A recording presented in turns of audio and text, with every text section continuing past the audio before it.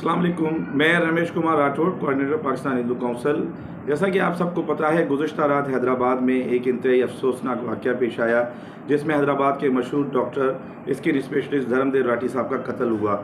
और मेरे सरपरस्त आला पाकिस्तान हिंदू काउंसिल के MNA डॉक्टर रमेश कुमार साहब की हिदायत मौसूल हुई कि आप तमाम कानून नाफिज करने वाले इदारों और SSP साहब से रब्ते में आएँ।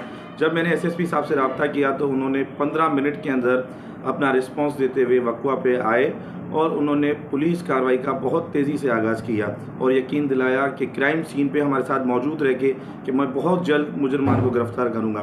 बहरहाल रात बहुत लंबी थी, इस वजह से हमने वहाँ पे पोस्टमार्टम के लिए बॉडी को सिविल हॉस्पिटल पहुँचाया। मैं खुद वहाँ मौजूद था।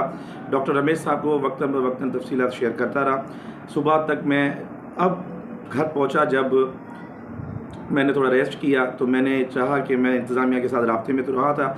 SSP साहब ने बहुत ही माहिराना और ज़बरदस्त अंदाज़ में इन्होंने तेज़ी से कार्रवाई का आगाज़ किया और जब रात को हमने डेथ बॉडी को कोल्ड स्टोरेज में वहाँ पे सेव किया, उसके बाद जब हम मुसलसल इंतज़ामिया पुलिस से और दीगर कानून नाफिज करने वाले इदारों से राब्ते में रहे तो बहुत ज़बरदस्त किस्म की उम्मीद जाग चुकी थी। MNA साहब को जब मैंने ये बताया कि उम्मीद है कि जल्द अज जल्द पुलिस अपनी जो है वो पेशा रवाना रवायत को जो है वो बरकरार रखते हुए जल्द कानून नाफिज करने वाले इदारे उन चोरों को जो है अपना मुजरमान को जो है वो अपने कानून की गिरफ्त में लाएंगे। और मैं आपको ये बता दूं, जब डेथ बॉडी हमने रखी तो सुबह 5:30 बजे घर आए थे, शेयर नहीं कर सके।